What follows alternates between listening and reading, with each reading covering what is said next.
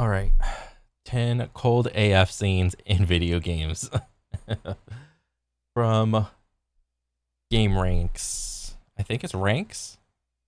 I think it's Ranks. Some stuff that happens in video games is straight cold. And I don't mean Frostpunk cold. I mean interrupts the sentence, I've got a family and kids, by pulling the trigger cold. Just grim to even say. Hi folks, it's Falcon, and today on Game Ranks, 10 cold AF scenes in video games. Okay. So there's a couple things that protagonists do that whenever I was a little kid, it didn't like register to me. But the older I get, the more that I will tend to notice things like this in video games. So I think this is both cool and funny at the same time. And yes, I'm willing to say the family line and not the F word in the first 30 seconds of a YouTube video. People's lives depend on this ad revenue. Yeah. Without any further ado, starting off at number 10, nobody can stop the Doom guy from Doom Eternal. This iconic scene perfectly encapsulates who you're playing as in Doom Eternal. You're not just any old demon. Doom Eternal, goated ass game. Even though I still have not the finger flexibility to weapon swap on the damn keyboard whenever I play Doom Eternal, I gotta whip out the old Razer Corsair with an MMO mouse with like 12 buttons on your thumb. I do all my weapon swaps with my thumb because I simply do not have like the finger flexibility. I don't know, maybe I should like stretch my fingers out more to like utilize the keyboard. I probably should, but I mean it's whatever. Yeah, Doom Eternal is a great FPS game. If you like FPS games, you should at least try Doom Eternal. It is so good. Slaying tough guy, you're living. Honestly, I think Doom Eternal, depending on what difficulty you play on, Doom Eternal is like the Dark Souls of FPS with how difficult it is in trying to take down some enemies. It's awesome. Legend that both demons and mankind fear. I am, of course, talking about the scenes that take place in the Mars core level. You almost never see other humans in the game, so when they do show up, it's kind of surreal. Everybody, I mean, they're terrified of you. People stand up and take notice when you enter. Oh yeah. This one guy, he's too afraid to even move. So look at this, bro. When I first played Doom Eternal and I got to this little part in the game and this happened, this was the funniest shit ever. the Doom guy just grabs the key card on his lanyard and uses it to open a door with the guy still attached. Some guards actually have the gall to try to stop you, but he gets completely shut down, and the Slayer just takes the gun from his hand and continues into the mission. You can't be here. The hell I can. Give me your fucking gun. No respect at all. Rodney Dangerfield had it better than that guard. Cold. Of course, the ultimate act of coldness happens later when you get the BFG 10,000 cannon. The voice in your ear begs you not to blow up Mars, but this guy doesn't care about the UFC or whatever dumb projects these guys were getting up to. He is here to slay demons. If blowing up Mars is the fastest way to do it, he'll do it. And he does, and it's glorious. Easily one of the all-time great cold AF moments in gaming. Just incredible. You can't blow up a hole in Mars. Watch me. This was kind of like reminiscent to what do you call it? Like the first time watching Star Wars and watching the Death Star blow up that one planet of like Alderaan. That's the kind of vibes I got from this. This was pretty cool.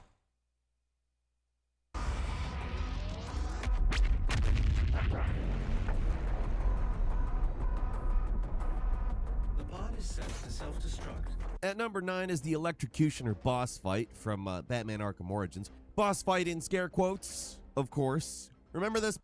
Oh man, it's been so long since I played this game, dude. Part, there's 8 assassins hunting Batman in a single night, and this guy's the first one you encounter. If you never heard of him, there's a reason for that. They try to build honestly, like whenever they started making all the Batman Arkham games, they had to pull upon the comics and try to reach out and grab every type of crazy ass bad guy to stick into the Arkham universe. And honestly, they nailed that shit. Even all the crazy, wonky, silly characters, silly sounding bad guys, they just brought them to life perfectly with all the clues that some of the bad guys do to hint of like, oh, that's we you don't think we got that bad guy? We got him in here. This was awesome. Build him up a little, having him boast about how he's gonna kill you, then jumpstart your heart, and then kill you again. Kill you. Then I'm gonna jumpstart your heart. And kill you again. Makes me think of Motley Crue. He does have those intimidating electricity gloves, to be Oh, fair. yeah. And they could have made for a challenging boss encounter. But what does Batman do? He kicks this bozo in the face and moves on. Sorry, pal. You're just not on Bat's level. This Joker, not the Joker, this Joker crumbles faster than your common goon. And it's probably just because Bat is normally pulling his punches. Or at least that's what I assume. Either way, the Dang. utter disrespect is amazing. Batman doesn't even blink taking this idiot down. Oh, and to add insult to injury, Batman steals his tech too, so he basically leaves him with nothing. This was kind of like a tutorial level because I remember that part in the game where it's like you just clank your gloves together and then like I think you do like a little bit more damage, but it keeps your combo going somehow. But I think like when it comes to like intimidation factor, whenever you have like a protagonist like Doom Guy or Batman or something like that, whenever they do an action like expediently and with purpose, it just looks cool. Like just straight up, dude. Even in his untested origins form, Batman is still the ultimate badass, and wannabe bad guys like the Electrocutioner, they have no chance against him. As a bona fide boss fighter lover, I was a little disappointed when I saw the scene originally, but looking back on it, yeah, it's absolutely what should have happened.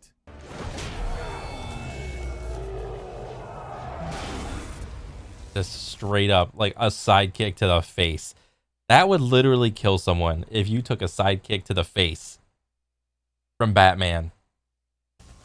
At number 8 is the final confrontation with Sam from Mafia Definitive Edition. This is one of the most justified cold as fuck moments on the list, but pretty brutal still. At the end of Mafia, your guy Tommy Angelo is confronted by his former friend and ally Sam. There's a big climactic shootout. Sam goes down, and that's when this scene happens. The important thing to remember is that for most of the game, Sam and Tommy were buddies. He's the guy that's with you for a whole lot of missions, at least at first. And he came off as the cool-headed, sensible one. Even in the end, he's playing it cool. But Tommy isn't having any of it. Sam tries to appeal to their friendship, reminiscing about the good old days. Oh man, remember when we were friends and I was the cool-headed, sensible one? You were the hot-headed guy.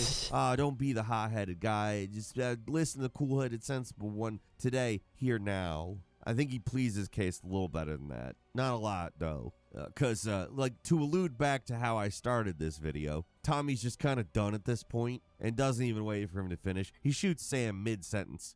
We sure had some laughs, right? Remember that time? Me, you, and Polly. Doesn't say a word. Tommy doesn't try to refute him or argue with him or anything. He's just tired. An important thing to remember is that Tommy isn't some Satanist. He's being hunted by the family, not because of some noble deed. It's because he robbed the bank, botched it, and ended up killing a bunch of people. So no matter how you slice it, this confrontation is just cold. Dang, dude. I think I gotta go play this game. This Mafia game. That's like whenever you cut someone off like mid-sentence and just shoot him in the head, it's just like it's something else. Like it works in movies, it works in games. It just works in all forms of media.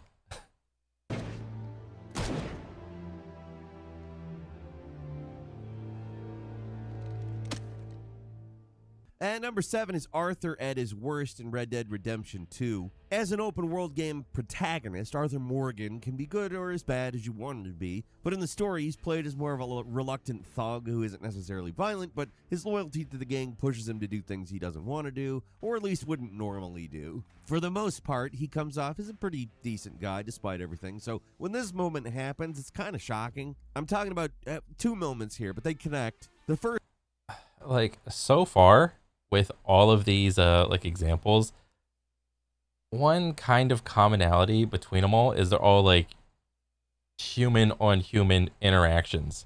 I think it's harder to like convey like the cold badass like doing the thing if it's like I don't know, like a monster or something, or like an animal, like some sort of like anthropomorphized animal and like a monster in like a fantasy world or something.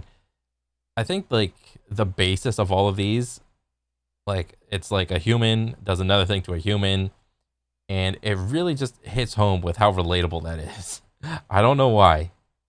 first happens during the throwaway mission, Money Lending and Other Sins 3, when you're collecting a debt for Strauss. Arthur tends to be pretty forceful with his debt collecting, but this mission really brings out his nasty side. He beats this poor guy within an inch of his life. When the guy says he can't repay the money, Arthur suggests selling his wife and child, which, damn, dude. Then sell your wife or your family or something. We ain't your idea of charity. Is that Jesus. clear?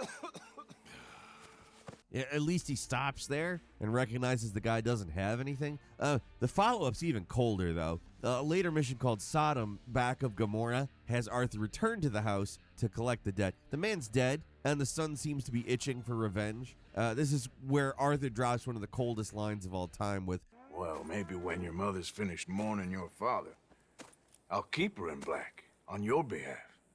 You think on that, boy? Damn. Bro, that is straight up. What was that movie with the milkshake? Oh my god, what am I thinking of? The guy who like the oil bro in the West. God dang it. I'll drink your milkshake. Those are the vibes I'm getting from this. Ah, fuck. What was that? God damn it. I'll figure it out after. I kind of want to watch that movie again. It was such a good movie. That's crazy. which if you're thinking is some kind of like sexual innuendo, you're completely wrong. He's saying he'll also kill the son, which is a Yeah. hell of a thing to say to a family that just lost a father. I think Arthur is trying in his way to avert further bloodshed, but it still sounds cold as hell. At number 6 is Shamming Bruise in Middle-earth Shadow of War. Remember Bruise? One of the most entertaining orcs in the game. Big, boisterous bruiser. Oh shit, here we go. We got like a fantasy creature and another fantasy creature. This is where I get proved wrong. Right? Bruiser. Anyway, he seemed to be just following you for the fun of it. He's got a lot of the best lines in the game, and he's actually an overall welcome presence in the story that often feels like it is a very overly serious story, sometimes a little too serious. But with Bruise, it's all fun and games until things get a little grim. Like, when I say a little grim, I'm understating it. It's real grim, actually. At a certain point in the story, Bruise betrays you and becomes an enemy. It's a real slap in the face because, like, come on, it's our guy. Mhm. It's the comedy Australian orc. Everybody loves Bruise, but now The comedy Australian orc. he's trying to kill you. And him being a bad Bro, I did not play this game. I think I need to. guy, it kind of sucks. But the ice cold moment in the game is when you get him back. This is where the game introduces the shame mechanic, where Talion can use his domination powers to bring an unruly orc down a peg. The results are not pretty, though. They turn Bruise, a normally pretty chipper dude, into a mumbling wreck. We are even. I don't want the food. I don't want the food. I never wanted the food. Is that Bruce? I mean, I know the domination stuff in these games is kind of messed up when you think about it, but this is taking it a little far. When you start feeling sorry for the orcs, maybe you should start rethinking things, because the whole shame stuff is a little messed up. You have to do it, too. Now every orc in Mordor Damn. will think twice before challenging us. Damn, dude. I gotta play this game. I don't know what I'm missing, dude.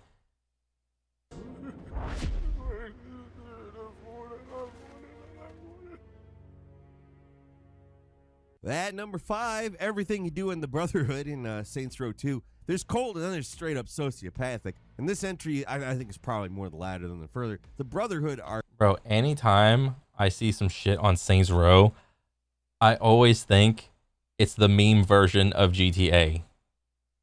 I don't know if there was a story in there. It was it's Saints Row. There's probably like a story, but I can't get it out of my head where it's just the meme version of GTA.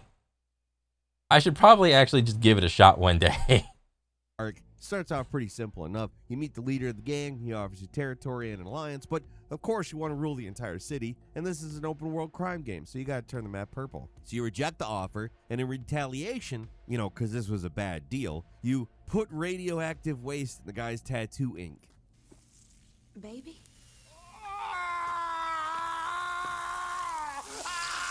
The opening volleys of my this God. game war start with you burning the boss's face off, and it gets worse from there. Sure, Mayero does some pretty nasty stuff to you, but when you start to feel sorry for the bad guy, maybe things are going a little too far. Like this part where you seriously knock the bad guy's girlfriend out and put her in the trunk of the bad guy's monster truck in a demolition derby. Oh, She shit. gets obviously completely pulverized, because Christ. Even for a game where you play as a comedic sociopath, that's far. I feel like Trevor from GTA 5 would even be, like, disturbed by that. Oh shit.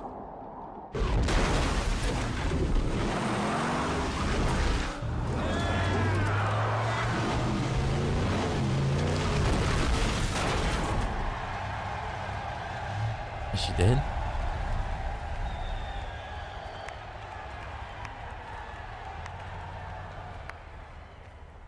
Did she survive? Right here, right now. No, you're not. What's this? Do me a favor. When you check the trunk, just remember you should have offered me something better than 20%. Oh shit. He's gonna go check and oh my god, he's gonna realize he killed his girlfriend. Bro, that is crazy. Bro, that's it's like one thing that can really set a scene up is like pain, suffering, and torture in video games. And I don't know, it's like just those acts alone, I just don't see them in like the video games that I play anymore, where like as taboo a subject as it is, it's just, I don't know, for whatever reason, probably for like ESRB or whatever, the game rating and whatnot, and it's like they can't have too much pain and suffering and torture, it's got to be like tasteful or something. I don't really know.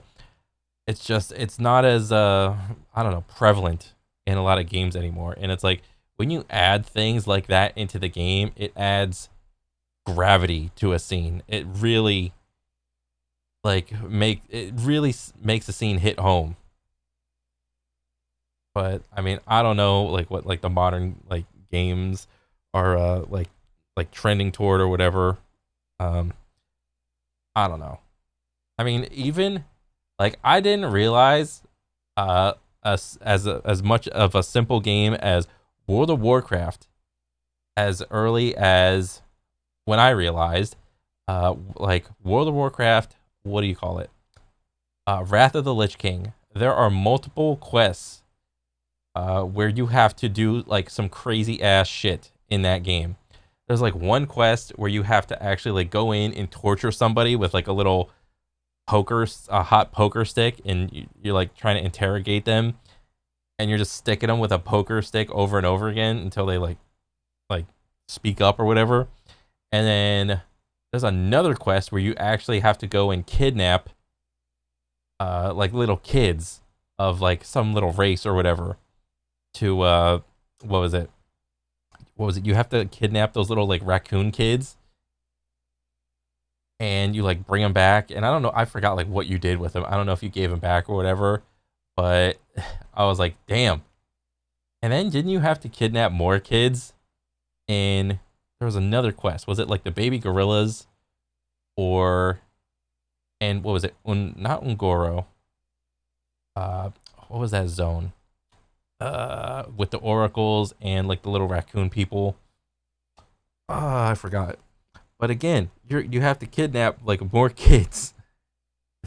Like that's a quest that like got through in the game, and that's just crazy because like just in modern media you don't see things like that anymore. Well, like for me, like at all ever. It's just like a crazy taboo subject.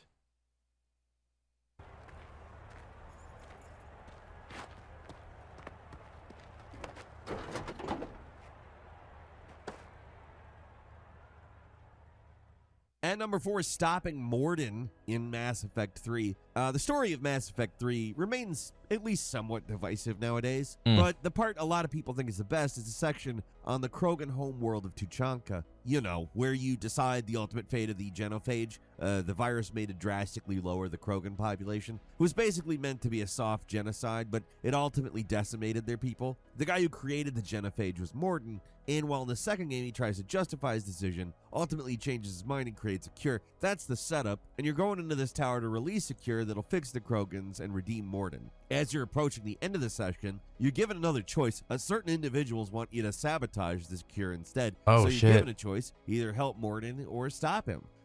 Oh my god, I remember this decision. This was like I was kind of able to like pick up what was happening the very first time I played this game, and I was like, damn, I can either genocide a race or just let it live. But if you let it live, they're kind of like boars. You know how boars like are just like wherever environment they're around, they just destroy the environment like wholly, and they just consume and destroy. Like that was like the Krogan race. They're like boars. Players are going to side with him because, first, he's a fan favorite character from the second game. Second, what you do when you don't is really cold. It gets cold fast too. At the climax, Morden figures out your deceit. Shepard points a gun at him, and he gives an impassioned plea to go through with releasing the cure. And at the end, he says there's no time and tries to get in the elevator. That's when you're given the option to shoot Morden in the back. Which, damn, dude. This isn't some guy. This is one of your companions who's trying to reverse a horrible injustice that he was responsible for, and you shoot him in the back. Even Shepard realizes how bullshit this is. He throws the gun away in anger after you do it. At number 3, the ending of the... I don't remember what I did. I think I just let him rip the cure. That's what I did. And like on a different playthrough, I just like did that little scene where I like kill him. And yeah, but like that's the game. Like if you zoom out and think about it on like a macro level, it's like that's the game developers saying that there is only an evil option, an evil option here, and that's to not let Morden rip the cure and just keep the genophage going, and then eventually the Krogan race will like just die out. And it's like, well, you objectively kill a race, but the race has a certain what do you call it? Has a certain like behavior where they just like consume and destroy their environment. And it's like if you just let that race go or whatever, or that species, that alien race, then are you doing like a good thing, like on a macro scale? Because they just hop from planet to planet and consume and destroy. That's all that they were doing. So it's like on like a micro scale, it was like evil, but on like the macro scale, it's like, oh, you're helping out the entirety of space and whatnot. So it's like, The Last of Us. No matter how you choose to interpret the ending, whether it was justified or the doom of mankind, no denying one thing, it was absolutely ice cold. If you're unaware, the ending of The Last of Us throws a complex moral dilemma at us, but Joel cuts through the bullshit in order for the Fireflies to potentially create a cure or some kind of counter agent or whatever for the cordyceps, the zombie mushrooms. They have to kill Ellie, the girl Joel's been protecting the entire game. For him, that's too high price. Even it could potentially save thousands, if not millions of lives. He goes on a rampage through the hospital, kills everybody he sees. And I mean, it's at least somewhat understandable. But some of the stuff he does at the end it's harder to justify. When you get to the surgery room, a doctor refuses to get out of Joel's way. And no matter what you do, this guy has to die, so Joel just kills him, even though he's clearly not a danger in any way. I won't let you take her. This is our future. Think of all the lives we'll save. Oh shit. You fucking animal! Carrie, shut the hell up. The coldest moment is when Joel runs into Marlene. In a lot of ways, she's meant to be Ellie's surrogate mother. And Damn. That's crazy. You just gotta you just kill that dude. That is a moral dilemma.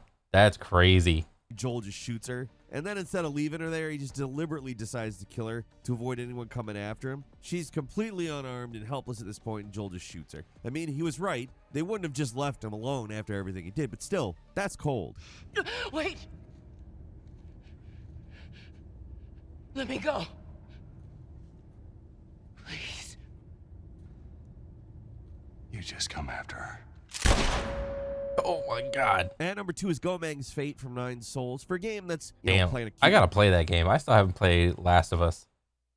I gotta play that shit, dude. little cat guy. It is pretty brutal. Not just talking about the combat either. Sure, it's hard, but it doesn't go nearly as hard as this one cutscene. It's one of the most messed up, cold-hearted moments I've ever seen in a game. And Really? It's just incredible how dark and cruel it is. So the second boss of the game is Gomang. He uses creepy zombified monsters to do her bidding. They're children whose brains have been implanted into these things with mind control rings that force them to be obedient. Basically, Gomang is an evil as hell character. Like, you're kind of expecting them to get some kind of comeuppance, but even still, it's a damn dude moment. So you get to the end of her area. The boss is just a pain in the ass. She's got her 2 goons. She only appears in battle to revive them. It's infuriating.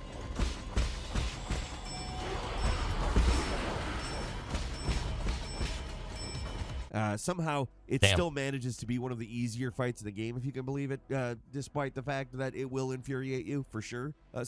Did you just is this fucking intestines coming out of this guy? Like you gave him a paper cut and those are his intestines just bleh. Damn. Despite the fact that it will infuriate you, for sure. So you beat her, and then things get really dark. First, your cute little cat dude cuts off her wings so she can't fly, leaving her arms as bloody stumps. And then puts a mind control device on her head so she's just completely mindless. You don't even kill her. You just leave her there, dead-eyed and bleeding out while you're... Okay. Let me see. What are you staring at? Kill me. Mama? Mama. I've been truly enlightened by your fascinating ideology. No. Do you think all that's needed is just the sacrifice of a little freedom? Time to practice what you preach. Brainwave control activated. Your children beg her to wake up. There's dark, and then there's this. This is Ice Age levels of cold. What the hell, game? What, she's just perma mind controlled now? And then finally, at number... Yeah, they're just infinite purgatory. Number 1, press O to abandon child. This one's from God of War Chains of Olympus. And What? Sometimes the simplest moments are the ones that hit the hardest. There's no grand... Press O to abandon child. How did I miss this in God of War? Revenge or complex emotions here the player has to sort through. Just a ghost white Greek guy and his daughter who he killed by mistake. Okay, so maybe it is a little complicated. At the end of God of War Chains of Olympus, Kratos ends up in Elysium, the good Greek afterlife. There, he finds his daughter, who he was tricked into killing in the original God of War. She wants him to stay there with her, but Kratos has bigger fish to fry. He needs to regain his powers and save the world, and the only way to do it is to reject his daughter. It's understandable, but it's the coldest thing. Damn. Kratos' daughter hugs him, and the only way to progress is to literally push her away by tapping circle. He knew there was but one thing. Really? Father, please!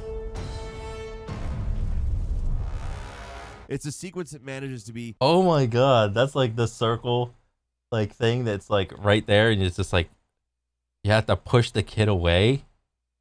Damn, dude. Did this game ever get a remake? there's no shot this game would ever get like a well, it kind of did, but like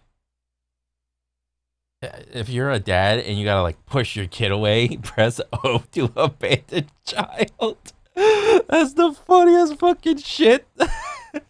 But yeah, sad and kind of hilarious at the same time because she really wants Kratos to stay and Kratos really wants to go. It's basically like that cliche where the kid has to get rid of the dog. Kratos is basically shouting, "Get out of here, I don't want you anymore," and throwing rocks at his daughter. It's absurd. Absurdly cold, that is. yeah. I do have one bonus for you here.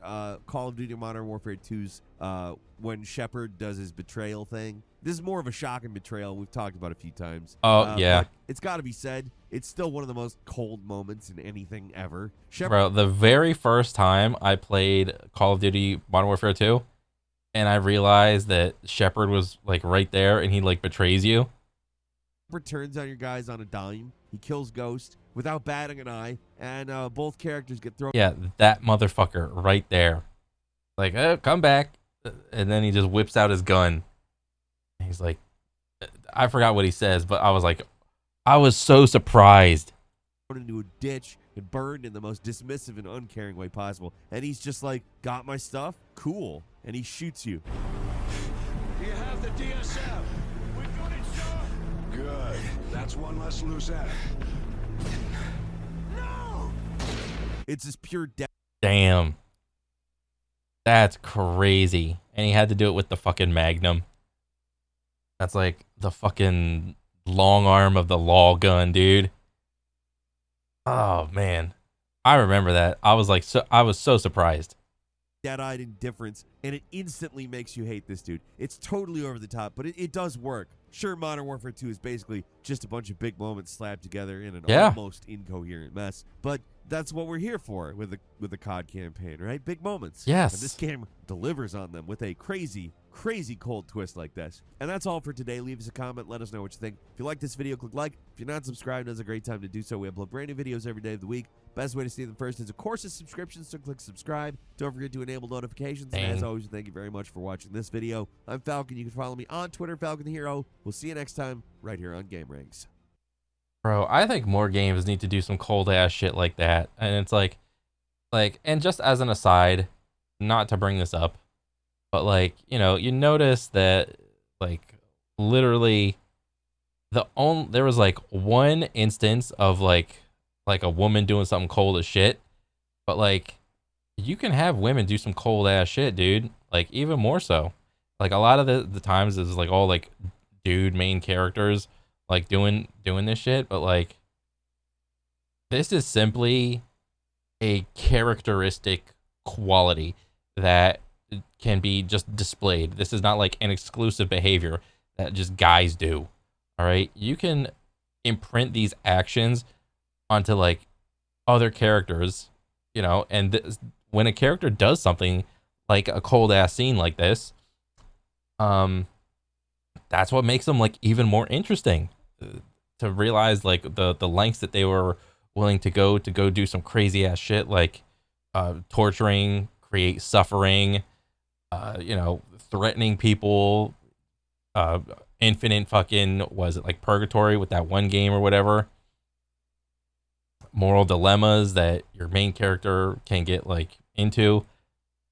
These are all fantastic things that can create like a great character, man. 100%. And I wish more games would have instances like this.